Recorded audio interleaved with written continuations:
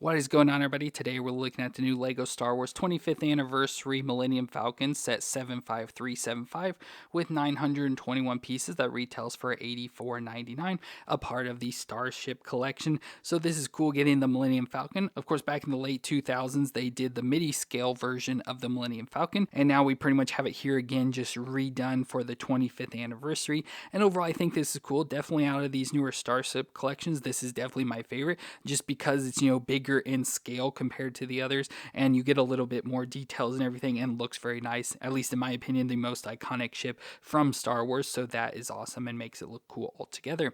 So of course we have the nice picture there on the box with our LEGO Star Wars 25th Anniversary logo up there, and as we spin it around, we can see the top-down version of the Millennium Falcon for the Starship collection, and then on the box we have it there on the stand with a picture of it jumping into light speed, and then we have the size of 9.5 inches wide and 5 inches tall, so looks pretty cool overall for that.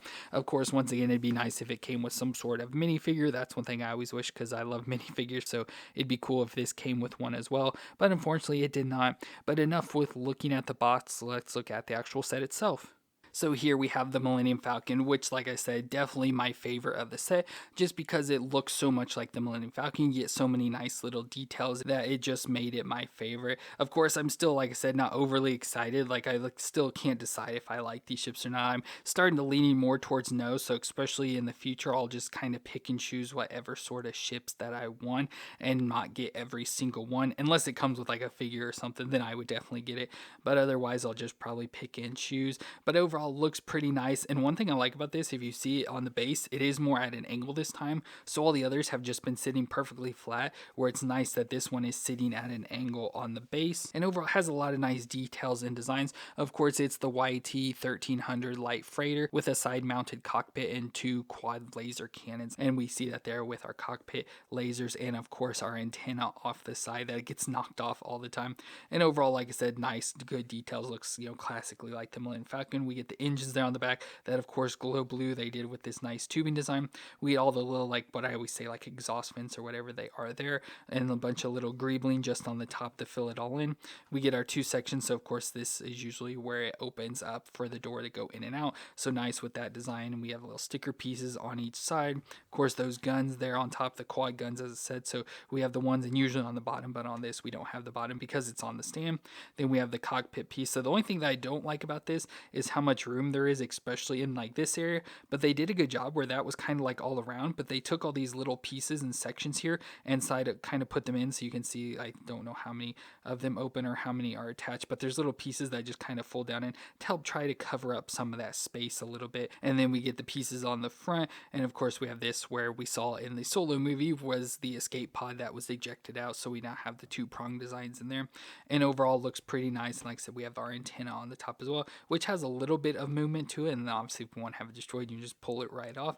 But overall has a lot of nice little details and designs onto it, making it a nice Millennium Falcon model. Now of course on this stand they did design it much easier compared to the others, where it easily pops right off, so you can now have this and just fly it around and play with it, so you can just easily play with it like you would with any other toy. So that's always nice, and that gives us a look at the bottom of the ship, so that's where it sits on the base. And like I said, with that it's pretty nice. Now it'd be cool for like this form if we had like landing gears and stuff, so you could just like sit it down and use it like an actual ship, but it doesn't have anything really useful for the bottom, so it's just mostly to go on the display. But like I said, just overall it looks really nice. So just like looking at it from the top down, looks exactly like the Millennium Falcon, so it's hard to really complain with anything about this. Like look wise, it looks almost perfect. Like I don't know what else you could really ask for in the looks. It's just that they took the ship and shrunk it down, and unlike the other Millennium Falcons we've had, it doesn't open up and have anything on the inside, doesn't come with any minifigures, so you just have the ship as it is here.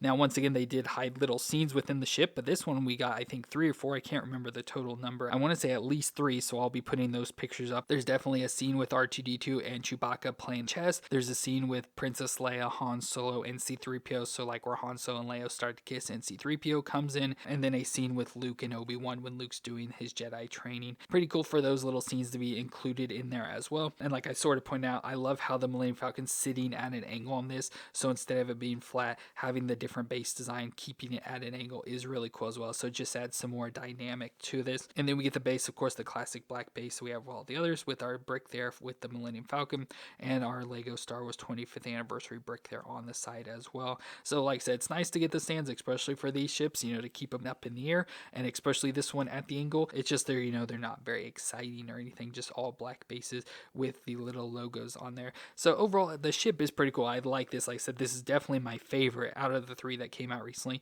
So I definitely like this a lot. But like I said, it just leaves some to be desired. They're just pretty boring for what they are. And of course, we can bring in the Tantive here just for some comparisons, so size and stuff. So obviously, the Millennium Falcon is not this big compared to the Tantive. So we have out of scale ships, which would be cool if they were in scale. That would be awesome. But yeah, just to show you what they look like together with the Tantive and the Millennium Falcon. So yeah, definitely not in scale. Millennium Falcon is definitely not this big compared to the Tantive, but I thought it was cool just to show those two together. But that's going to be it for our Starship Collection Millennium Falcon. Let me know what you thought of this ship down in the comments, and if you enjoyed my review, let me know with a thumbs up, and don't forget to hit that subscribe button to see more videos. But I want to thank you all for watching. I hope you all stay awesome out there, and I'll see you in our next review.